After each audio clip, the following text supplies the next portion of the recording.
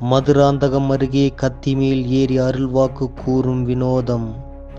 செங்கல்பட்டு மாவட்டம் மதுராந்தகம் அடுத்த பெரும்பாக்கம் கிராமத்தில் அமைந்துள்ளதுதான் அந்த மதுரை வீரன் கோவில். அந்த கிராமத்தில் அர்ஜுன் என்ற 28 வயது வாலிபர் மீதுதான் மதுரை வீரன் அருள் வருவதாகவும் கூறப்படுகிறது. இது குறித்து விரிவாக காண்போம். செங்கல்பட்டு மாவட்டம் மதுராந்தகம் அடுத்த பெரும்பாக்கம் கிராமத்தில் 500 ஆண்டுகள் பழமை வாய்ந்த மதுரை வீரன் கோவில் உள்ளதாகவும் அங்கு ஆண்டுதோறும் ஆவணி மாதம் கத்திமரம் ஏறும் திருவிழா நடைபெறுவதாகவும் சொல்லப்படுகிறது.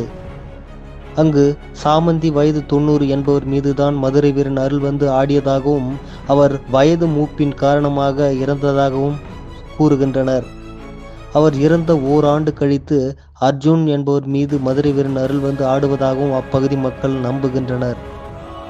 ஏணி போன்ற அமைப்பில் தீட்டிய கூர்வாள் கொண்ட கத்தியை 2 கொம்புகளுக்கிடையே ஏணி போல் அமைத்து கத்திமரம் நடப்பட்டு அதில் ஏறி அருள்வாக்கு சொல்வதாகவும் கத்தி மரத்திலிருந்து கையில் இருக்கும் எலுமிச்சை கனிகளை பக்தர்கள் மீது வீசப்படுவதாகவும் தெரியப்படுகிறது. அதை திருமணம் ஆகாதவர்கள், பிள்ளை வரம் வேண்டவர்கள் பெற்று பயன்பெறுவதாகவும் நம்பப்படுகிறது.